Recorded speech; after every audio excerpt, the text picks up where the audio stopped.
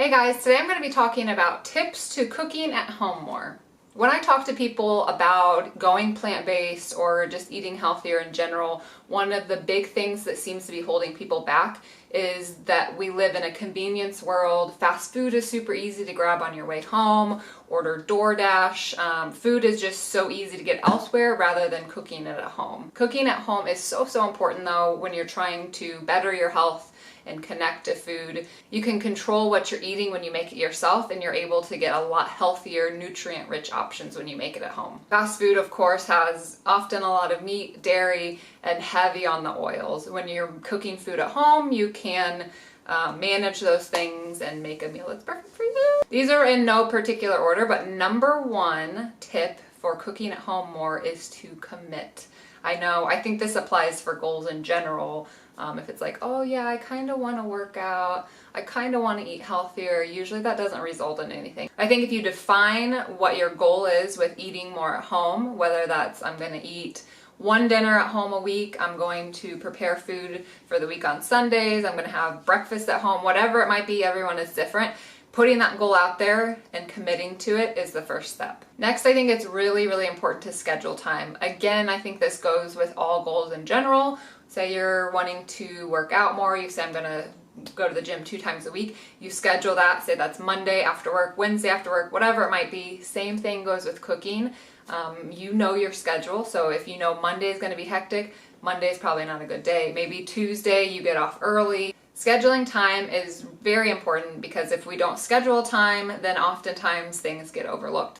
So this one kind of goes with scheduling time, but preparation is huge. So that means going to the grocery ahead of time, ordering groceries, that's always convenient. Whatever it might be, having the food at the house, the recipes picked out, so there's no guesswork there. You have the food, you have the recipes, and then you're ready to get cooking. Also making sure you have the proper equipment. If you're going to need a blender, new pots and pans, whatever it is, if you're serious about cooking at home more, it's worth the investment to buy the utensils needed in order to make sure that you're going to cook the food at home. As far as preparation, sometimes even like cutting veggies ahead of time, like if you know you're making a dinner Sunday night for the week, maybe earlier in the day or Saturday you have time to cut veggies or make some brown rice. Sometimes I know I do that. I'll prepare part of a meal ahead of time, like cutting veggies, and then that way when I actually make the dish, that's one less step I have to do.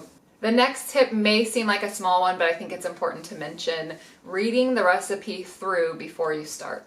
I know I've gotten caught on this one before. I'll start a recipe, I have, food flying, things are getting started, and then I realize I didn't soak my cashews, or I didn't put the coconut milk in the freezer for making vegan whipped cream, whatever it might be. Read the recipe through, make sure you have everything ready, and if you don't, maybe pick a different recipe that fits what you have and what you have ready. Next tip, batch cook and meal prep.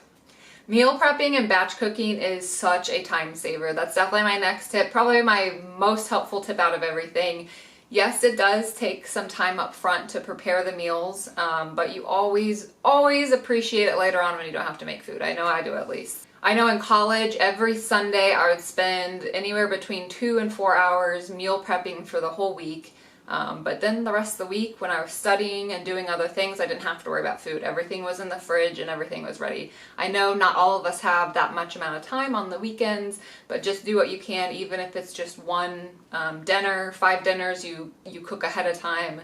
You will always thank yourself later when the food is ready to eat. If you're driving home from work and you're getting really hungry and there's fast food restaurants left and right, it's going to be tempting to eat there. But if you know you have meals in the fridge ready to go, you can kind of, get yourself back on track and say, nope, I'll be home in 10 minutes and I have food ready to go. It just needs to be put in the microwave. Next tip is to have a clean space to work in. I think it is really helpful to start in a kitchen that's clean. You have a fresh space to work in, because cooking gets messy. So if you start with a messy kitchen and then you're adding to it, that can get a little chaotic or a little stressful. But if you have a clean kitchen to work with, then it makes the process a little bit easier. Also, as a side note, I recommend trying to clean as you go. I know when I don't do that, I'll cook a big meal, go sit on the couch, eat it, oh, I'm feeling great, and I'm like, man, I have that whole kitchen to clean up. But if I clean up as I go, at least partially, then that saves time. I am a huge, huge fan of jamming to music as I cook. I love dancing. Sometimes I'll sing. I have a ball. Maybe that's because I like cooking in the first place, but I think that the music, sometimes I'll do a podcast or an audiobook, which is great too, learning while I cook, but the music just puts me in a good mood. So if you're a music fan or podcasts, audiobooks, whatever it is, find something that you like, because if you like it, then that will help make anything that you're doing better. So if you don't like cooking, but you get to jam, you might like it a little bit more.